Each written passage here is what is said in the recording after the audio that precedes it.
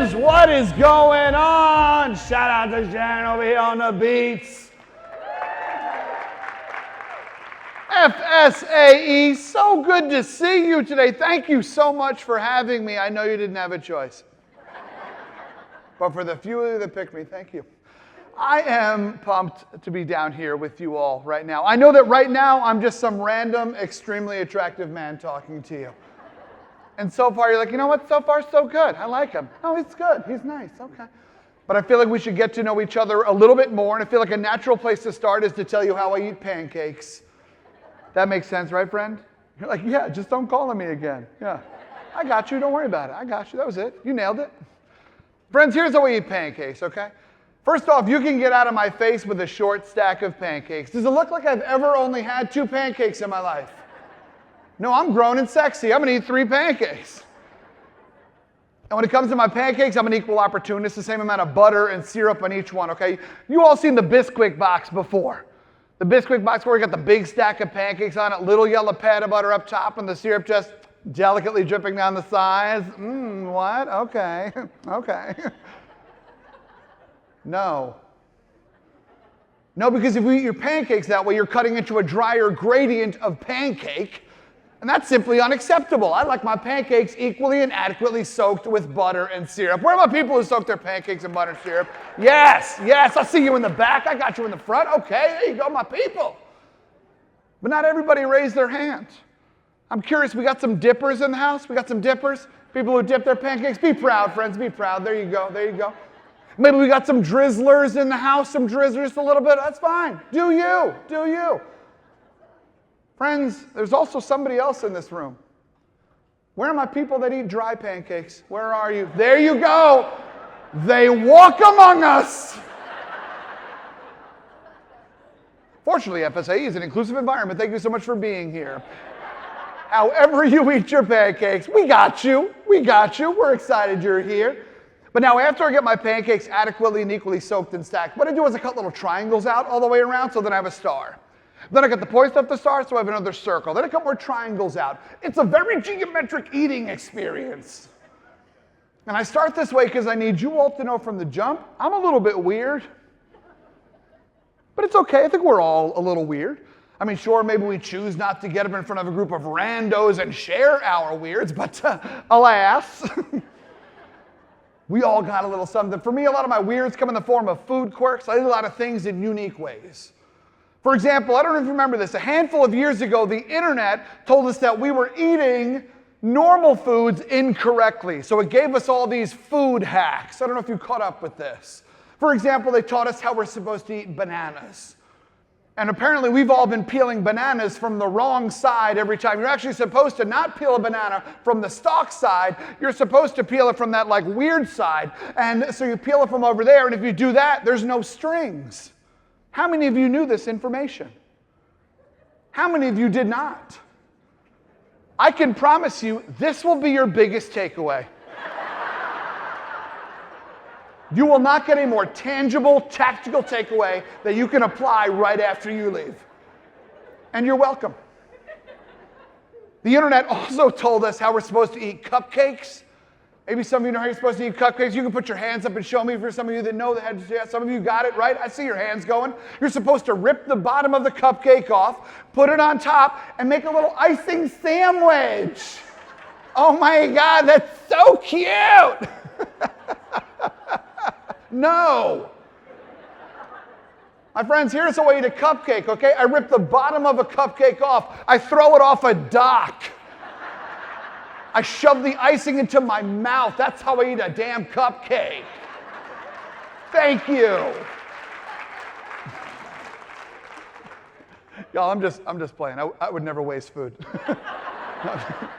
I just eat the bottom first. I like a better icing to cake ratio. Anyway, that's fine. We all have a lot of food quirks. I wonder if I'm alone right now. Let's find out. Let's find out.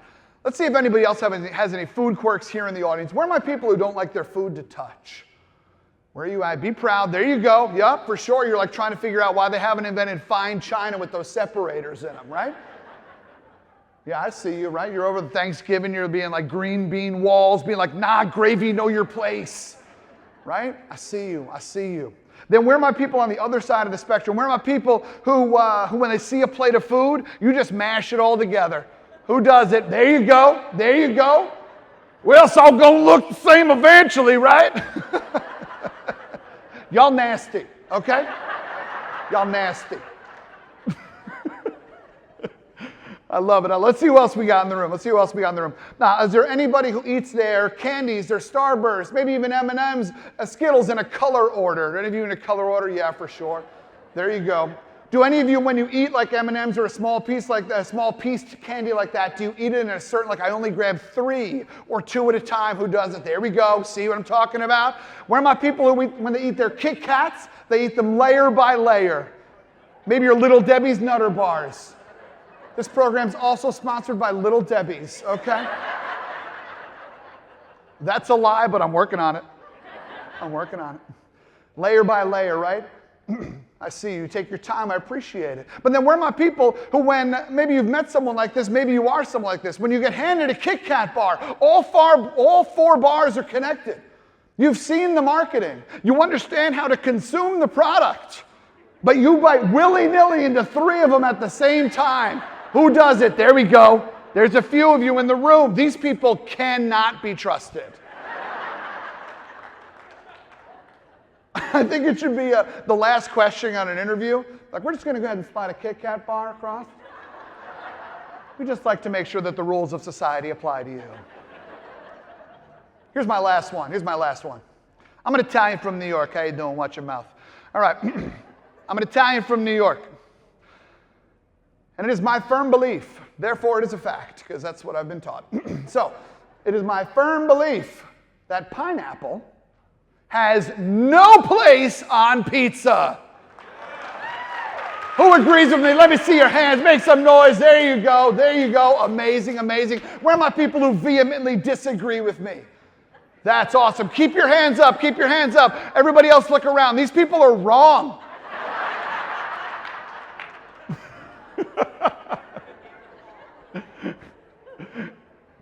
As a professional speaker, I've been carefully taught to divide my audience as quickly as possible. As if the internet hadn't done it enough already. I got you. Friends, I love starting this way. Sharing our weirds. Now, maybe some of you are like, well, yeah, I don't really have any food quirks. It's okay. You do something else weird. I don't know what it is, right? Maybe you like stick your finger in your belly button and smell it, okay? I don't know what you do. Some of the men in the room are like, yeah, I tried it, what? I was bored. I don't know. But you do something weird, and it's fun when we start this way. Because each one of these weirds is a different burst of our humanity. It's a little blip of our story.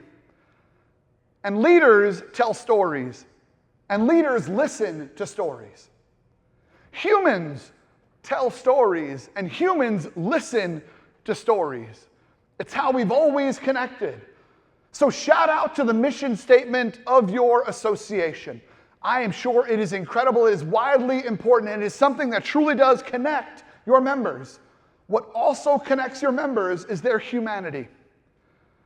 And so sometimes it's important that we revisit this humanity. And I think it's so fun to ask each other these questions, to learn these little fun things about each other, because it gives us that moment of like, oh shoot, you too, me too. Oh my God, I thought I was crazy. And that's such a beautiful moment to create belonging amongst our members, even just in this simple way. And we do this by asking questions. Because questions lead to story. Story leads to connection. Connection leads to trust, and trust leads to loyalty. Questions lead to story. Story leads to connection. Connection leads to trust, and trust leads to loyalty. That means the foundation of creating a team, of creating a membership that cares about each other, that shows up for each other time and time again, is learning about them. It's curiosity. Curiosity is the foundation for creating incredibly loyal environments and teams and people who show up for each other. Curiosity is powerful because curiosity creates community. And community is the goal. We're not here together at this conference and we don't care about community. Every single one of you in your associations cares about community. You want people to show up time and time again, not just because the programming is excellent, but because the people who they sit next to care about them. Community is the goal, and curiosity is how we get there. If you look up curious in the dictionary and see what the opposite of curious is, the antonym of curious, you get uncurious. But if you look up the antonym of curiosity, you get apathy. And none of you want your members to be like, oh yeah, that's good, it's fine. Yeah. Oh, the conference was fine. Yeah, no, our association meeting was fine. Yeah, no, the virtual event was fine. Yeah, no, this is good. That's right, it's fine. Yeah. No, yeah, oh yeah, I met her, she's fine. Oh yeah, no, yeah, I guess he's cool. Yeah, whatever. Apathy is appalling, right? Like, no one wants to live at a 5. So we need to punch apathy in the face, and how we do that is by being more curious about our people.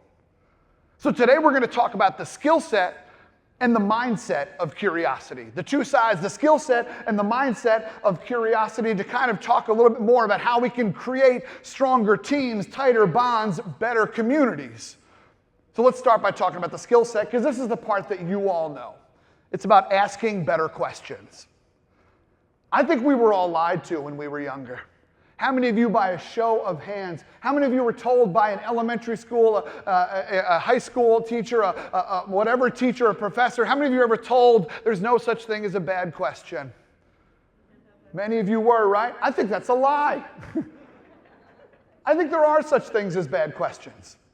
For example, when a well-intended leader gets their people together and they get everyone together, like, all right, we're going to have a brainstorming meal here, a brainstorming meeting. It's going to be here at this offsite. We got everybody together. This is amazing. I can't wait to hear other people's input. And they're out there. They just finished a granola bar and they say, okay, it's my time to shine. And they step up to the podium and say, thank you all so much for coming to this meeting. I'm pumped that you're here. I got one question to get us started. What do you all want to do this year? And with the same crickets that you just gave me, everybody looks up at that person and goes, no. Because it's too big, it's too broad, it's not a great question. Asking better questions drives people towards answers. Asking better questions drives people to critically think about their place within a community. Asking better questions moves us past the idea of, well, that's the way we've always done it. Asking better questions is key. But I don't want to put the pressure on you to all of a sudden come up with the most inquisitive inquiry ever. Instead, where I want you to start is this. I need you to ask a second question. Think about the conversations that you have, especially when you've just been bumping into each other here in the hallways. The first question that you always ask somebody is, how are you? Well, here in the United States of America, if you are asked that question, you are legally obligated to 4 answers.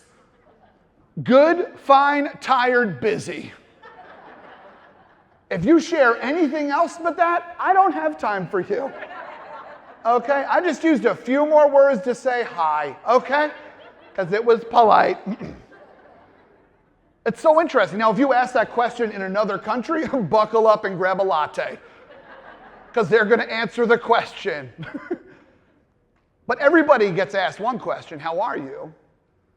But not many people get asked another question.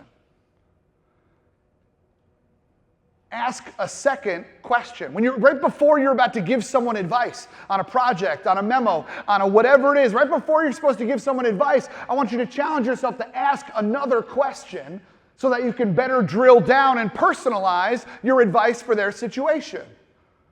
Asking a second question is different because everybody gets asked one question, but leaders ask a second question. Spend a little bit more time with someone. Become a little bit more curious with that individual and see what you uncover. It is my firm belief that when we have a cool conversation with someone, and that conversation feels genuinely curious, when it feels like that person actually is enjoying this moment, they're practicing active listening, they have great eye contact, They're asking cool follow-up questions. They're paraphrasing things that we said, where they're squaring their shoulder to us. When we have a conversation like that, inside of us, there's a little button that gets pressed, and inside that it gets pressed, and inside we go, this actually feels kind of nice.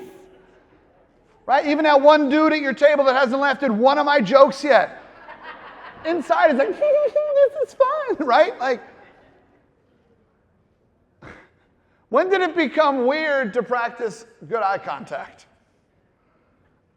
When did it become weird to ask more questions, to share a little bit about ourselves?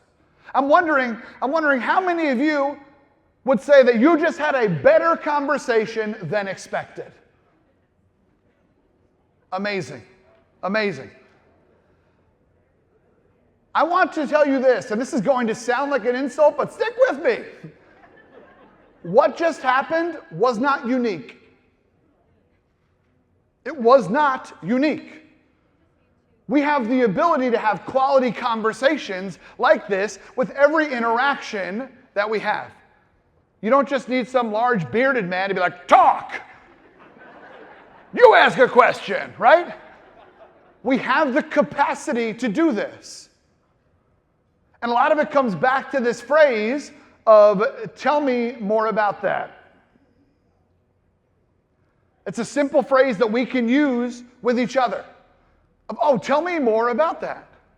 It's so simple. I don't need you to put your pressure on yourself to ask all these crazy, cool questions. Just a simple, tell me more about that is great. Because many of us have surface level conversations. And those conversations are fine. Small talk is powerful. Because small talk, though sometimes annoying, is also something that helps us with our fight or flight or freeze response. Because we need to know, is this person going to stab me? So sometimes we need a little small talk just to be like, yo, you cool? Right? Sometimes we need that. But at some point in time, we must make the choice to go deeper. Because if I'm having a conversation with, like, oh my God, tell me, what's your favorite food? Oh, where's your favorite place you travel to? Oh, that's oh, okay, cool. Oh, what's your favorite color? Oh my God, cobalt blue? Mine too. I got to get on this elevator, right? Like, at some point in time, we have to make the choice to go deeper. In every conversation, you have two choices, in my opinion. You can choose to be interesting or interested. Being interesting is sometimes harder because if you're like me, sometimes I have a little bit of a low self-esteem, and I'm like, well, I'm kind of boring. I don't do anything cool. Like, I don't whatever, right? Like, I take myself out of the game sometimes. So sometimes I don't want to put pressure on myself to have to tell a cool story or make me think that I'm bigger than I am or whatever. So sometimes it's a lot of pressure on me, but instead, choosing interested is powerful. People are making billions of dollars, maybe trillions of dollars at this point, to distract you. The business of distracting you from whatever you are currently doing, people are making lots and lots of money off of because something's buzzing, something's beeping, something's booping, someone's calling, someone's this, et cetera, et cetera. So when someone actually is face-to-face with you and having a beautiful conversation where they are interested in you, is powerful. That's curiosity at its core. That is the skill set of curiosity, and you know about that. So I'm not going to talk about it anymore. Let's talk about the mindset of curiosity. Establishing a mindset, a pattern of being curious in general and sparking curiosity in others. I'll share a quick story with you. I'm born and raised in New York, as you heard. I married a woman from Minnesota. Okay? Where are my Minnesotans at? Any Minnesotans out here? A few of you. There you go. There you go. So, married a woman from Minnesota. Now, if you've never been to either place, those are two different cultures. All right? In Minnesota, they have something called Minnesota Nice. And it is true. Minnesotans are some of the nicest people that I have ever met. They're truly beautiful, right? It's not like a little bit of the Southern charm where they say, bless your heart, but then you really know something bad's coming, right? Oh, bless your heart. Oh, bless your heart. You look like you fell off a truck. Oh, bless your heart. You look like, you know what I mean? Like, it's like, oh, hang on, was that nice? Right? No, Minnesotans are truly very kind people. The saying is Minnesotans will give you directions to anywhere but their house, okay? And Minnesotans are great. Like, oh my God, grab your bag. We'll go on the boat. Oofta, offer, cute. Oh my gosh. No, I brought a hot dish, okay? Incredible people. I'm born and raised in New York. Long Island, New York, to be specific. Now, in New York, particularly the southern part of New York, in New York, we start sentences off with, listen, no disrespect. Right? Hey, listen, no offense, but I'm about to wildly offend you, okay? Right? New Yorkers are constantly told that we are rude, that we are cold, because we're always in motion. You would always be in motion if you were trying to afford rent there also. Okay, we got places to be. It's not that we're not nice, it's that we literally need to swim to stay alive, okay? So the thing is about New York is that we're very kind. You just have to get us to stop for a second, and then we'll happily give you directions. A lot of pride in our city, a lot of pride in our state. So Minnesota and New York are two different cultures. Now, my wife, when she was younger, her parents pulled her aside and said, Tina, we are totally fine with you marrying anybody you want. We don't care what they look like. We don't care anything about them, whatever. Whoever they are, just don't marry a Yankees fan. And to me, he says in parentheses. So it comes to that part where we start dating. And there's that moment where you have to tell the parents that you're dating somebody. So Tina goes first, and she tells her parents about me. She says, Mom and Dad, I met somebody. They say, oh my gosh, we're so happy, Tina. We were worried. We were worried. We knew you could do it, though. We knew it. So they say, well, tell us about him. Tell us about him. And he said, all right, well, he's Italian. Like, oh my God, Italian. I love Alfredo sauce. Oh my God.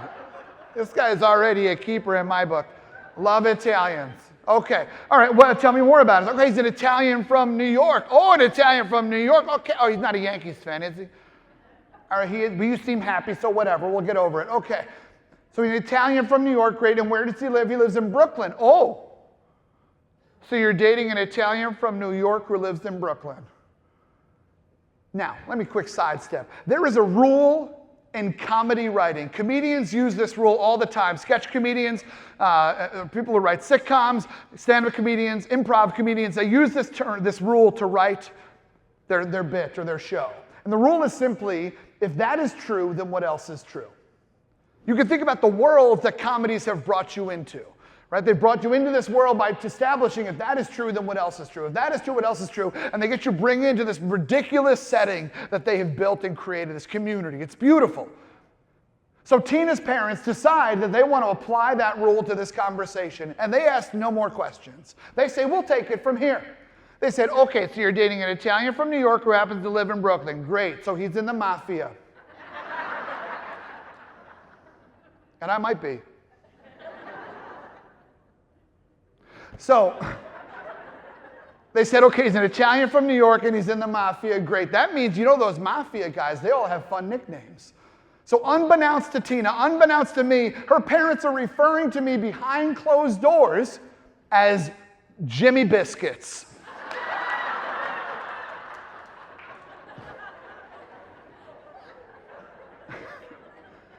Friends, I need you to hear me when I say I have never been given a more accurate nickname.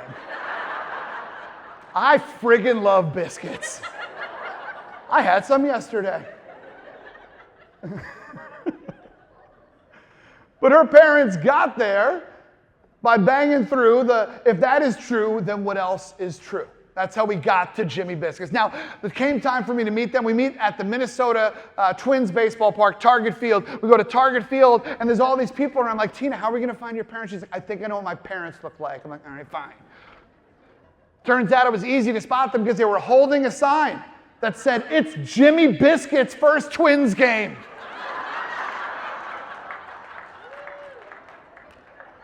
When I tell you I fell in love immediately, if you can take a joke that far, you're my people. And I lucked out in the in-law draw. They are incredible human beings. But it's interesting because they took this concept of if that is true, then what else is true, and they ran with it. We do that when we meet somebody. We do that all the time. We hear a little bit of information about them, or we see something about them, and then we say, okay, I think I got it figured out here. We write people's stories before we've ever even heard them.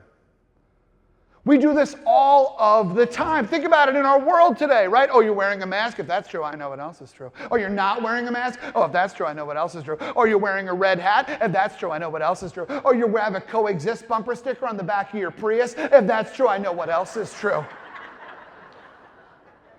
Right? Oh, you wore that to the conference? If that's true, I know what else is true. Oh, you did this? Oh, you're with them? Oh, I've heard about that association. If that's true, I know what else is true, right? We do this all the time. We do this all the time, and the reason why we do it is because assuming is easier than learning.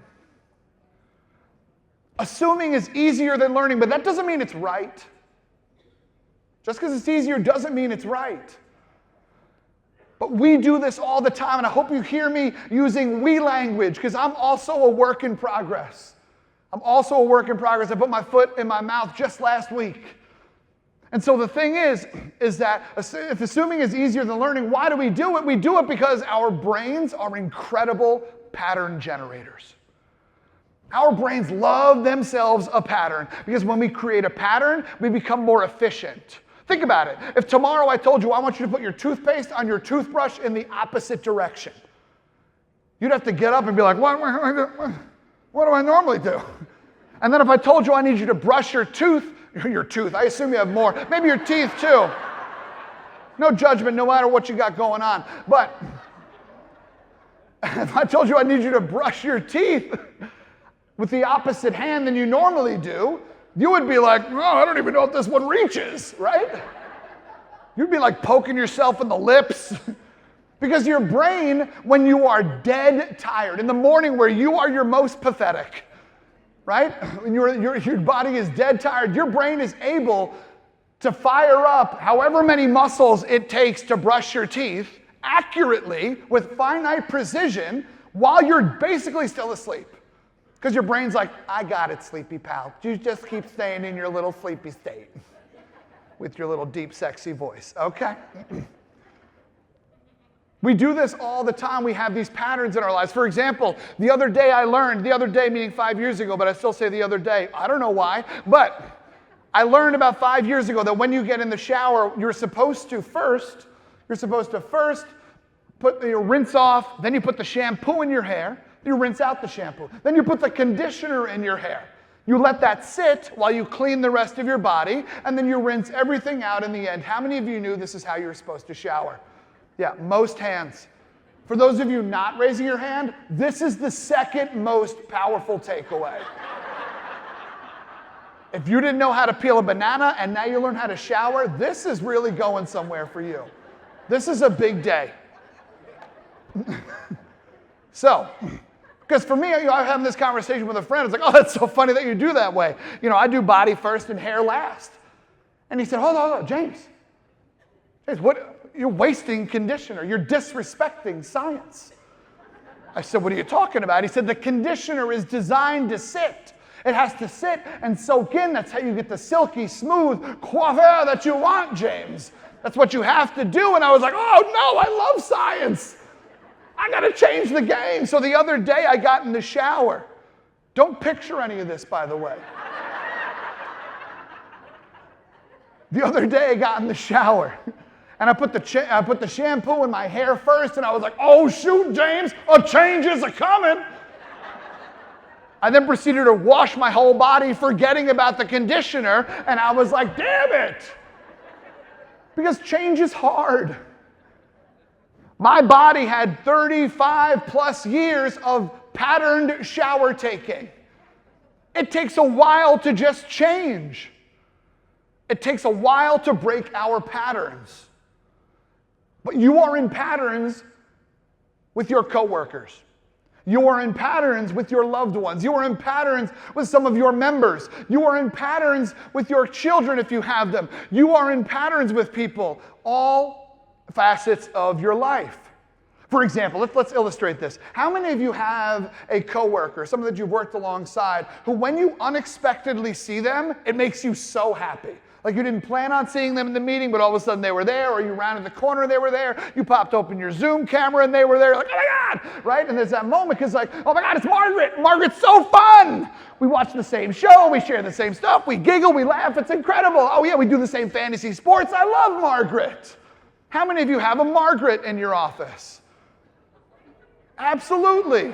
Shout out to you, Margaret. So we all have, many of us have a Margaret. But you know who we also have? Frickin' Phil. You know Phil? Whenever Phil's coming down the aisle, you're like, can I hide behind this column? You're like, have I yet grown chameleonic properties? Can I go away for a second? When you knock on Phil's door, you got to take a deep breath first because you're like, I can do this. We have a Phil. My friends, instead of raising your hand, what I need you to do is I need you to raise your hand and then point at that person in the room.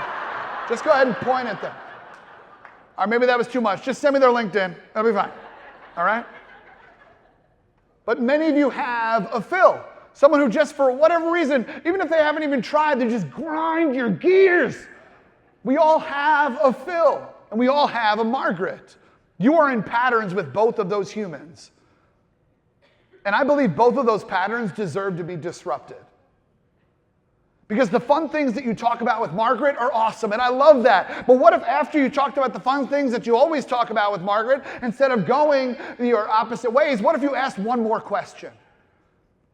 What if you got to know Margaret just a little bit more, right? Like maybe you've never asked about her family before. Maybe you never asked about what she likes to do outside of work. Or maybe you never asked before, like, how things going around here for you, by the way. Or whatever it is, I don't know what you normally talk about. But what if you asked one more question that would deepen your relationship? And with Phil, freaking Phil. What if one day you pulled Phil aside and you said, Phil, this isn't working. Let's go out for coffee. Let's go grab a slice of pizza. Let's go get some ice cream. Let's go get some whatever. Let's take Phil, move him out of where you normally see Phil, so you've disrupted the pattern of where you always bump into him, interact with Phil in a new space, and see if you have a new conversation with Phil. Disrupt the pattern. Deepening both relationships, or at least even if it's not deepening relationships, you're coming to a place of understanding. That's powerful. That's how we start to get away from this concept of assuming is easier than learning, and we say, you know what, let's do the hard thing, and let's try to learn. Let me understand a little bit more. That's one of the biggest aspects of the mindset of curiosity.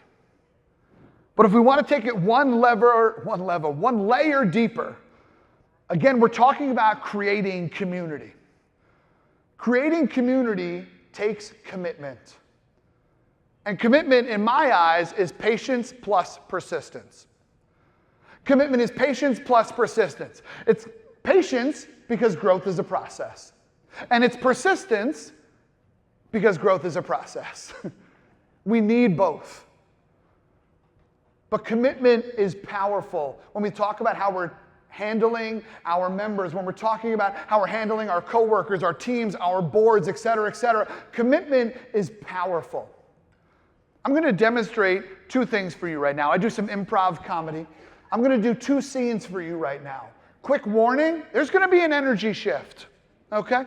There's going to be a bit of an energy shift, but I want to know which one of these scenes would you like to see more of? Here's the first scene. Oh my God, the biscuit factory's opening today. I'm so excited. Oh wow, you're like, okay, you're like really excited. Okay, I mean, I'm excited too. We just like show it a little differently, you know what I mean? But like, you're definitely really excited. I can see that. Okay. Scene. Scene two. Oh my God, the biscuit factory's opening today. I'm so excited. Holy jam, I tell you what, if our Paul was here right now, he'd be so proud of us. Scene.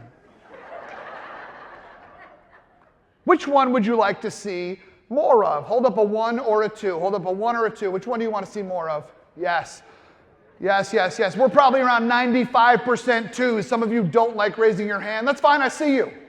Challenge by choice. Challenge by choice. We want to see number 2. And the reason why is because commitment is sexy. Some of y'all that hit a little harder than it should have. Okay? We can unpack that later if you'd like. And that's okay. I'm with you. I'm with you. But commitment is sexy. Think about the shows that you love to watch.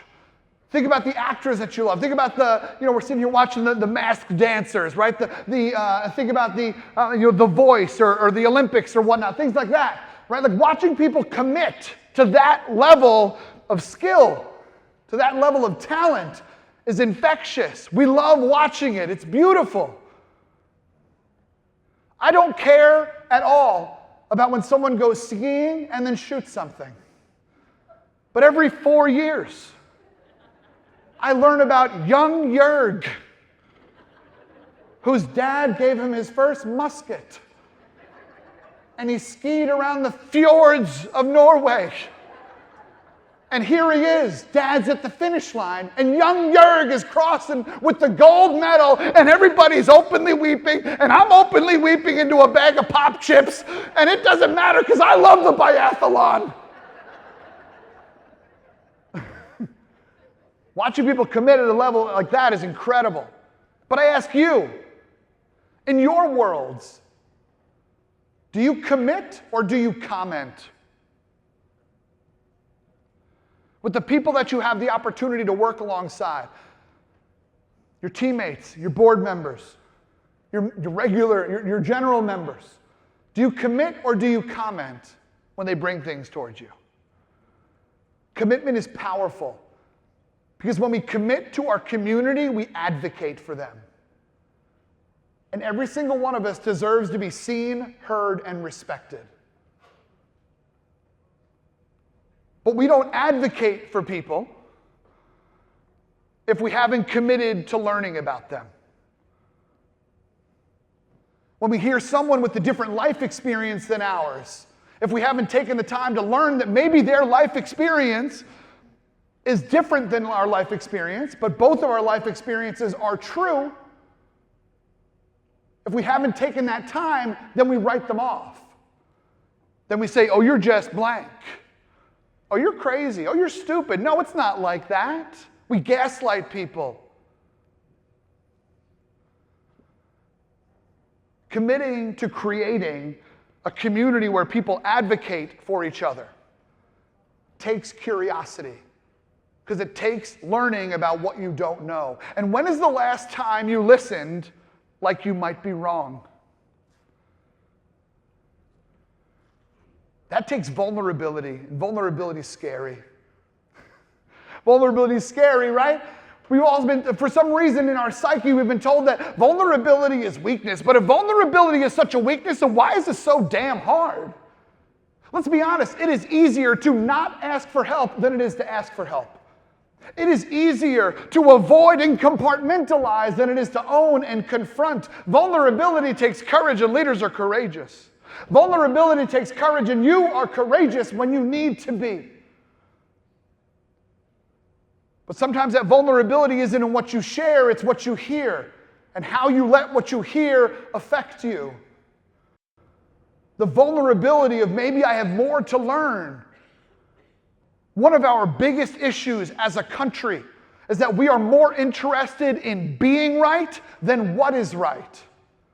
And it's hurting us.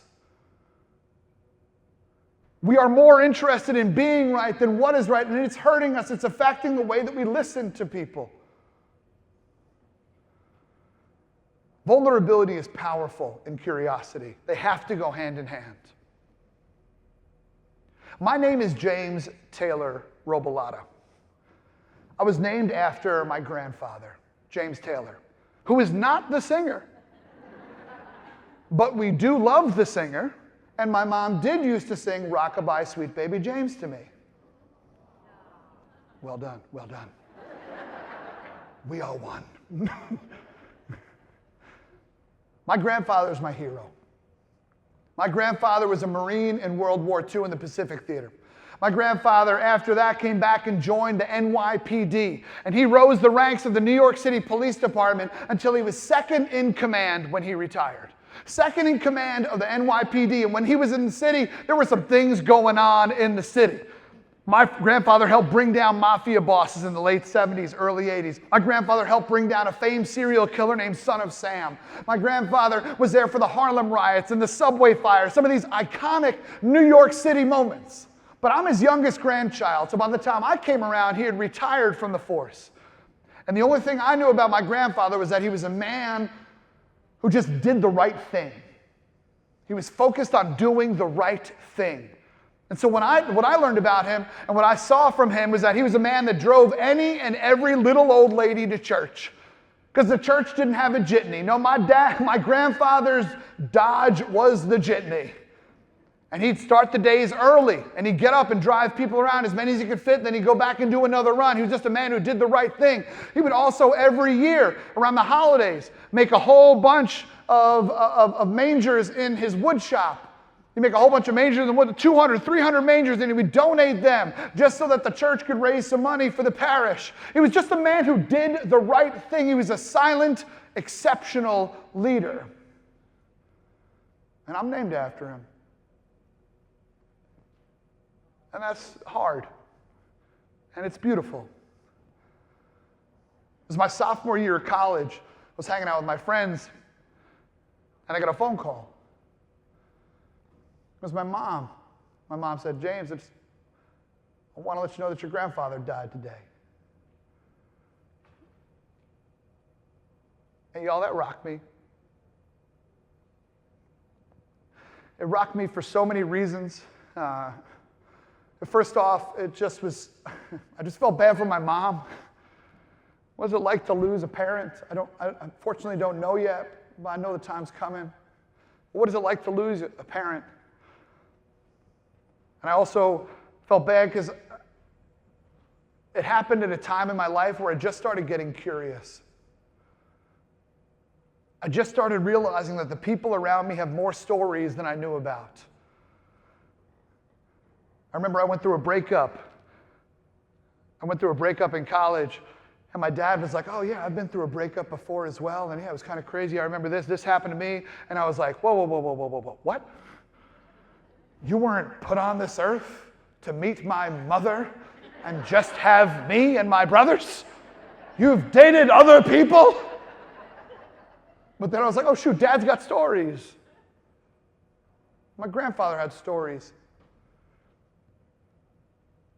But I didn't get the time and make the time to learn about him. I didn't ask him, what was it like to be floating in the Pacific as a Marine going to World War II? What was it like? You had a conversation with the mafia boss. Like, what was it, just talking to a mafia boss casually? Like, what was that conversation like? And what was my mom like as your daughter? I missed the opportunity to ask the questions. And it reminds me that curiosity is a choice. And I wonder if you're making it. Are you being curious with those around you as we try to build strong communities? I've been fortunate enough to be the opening keynote at a number of association events. And it's a powerful way to get people to start to talk to each other in the beginning and to start the conversation, start the meeting out with curiosity. Because we're just going. We're all on the hamster wheel. There is power in asking a second question. There is power in recognizing, hey, maybe I'm in some patterns and maybe I could have deeper relationships with some of these folks. There is power in recognizing that we and everybody around us deserves to be seen, heard, and respected. And the first step of advocacy is learning. Curiosity is a choice, and we need to make it. I'm going to end on a quote because that's what professional speakers are carefully trained to do. Before I do that, if you want to stay in touch with me, We'll leave this up on the screen for just a little while as I finish up. If you want to stay in touch with me, you can take a picture of this. I'm James T. Robo all over the internet. If you'd be willing to tell me really quick what you thought about this experience, I would love to hear it. And if I can be helpful to you in any way, shape, or form, I'll be here for the rest of this conference, part of this conference. And also, I'd love to stay in touch with you if you think I can be helpful to your communities as you're trying to grow them and strengthen them. I'm going to end on this quote. It's by the band Mumford & Sons. When I walked on stage, I bet a lot of you said, I bet this guy likes Mumford & Sons. And you're right, I do. Some of you are like, this guy could be named Mumford, actually. You're also right. Mumford & Sons simply say this on one of their tracks. They say, in these bodies we will live, in these bodies we will die, but where you invest your love, you invest your life. Mumford & Sons say, in these bodies we will die, in these bodies we will live, in these bodies we will die, but where you invest your love, you invest your life. Investing in your people is committing to them. Who are you investing in? How are you investing in them? I think they're worth your time. So let's be curious about each other. FSAE, this was so dope. Thank you. Appreciate you.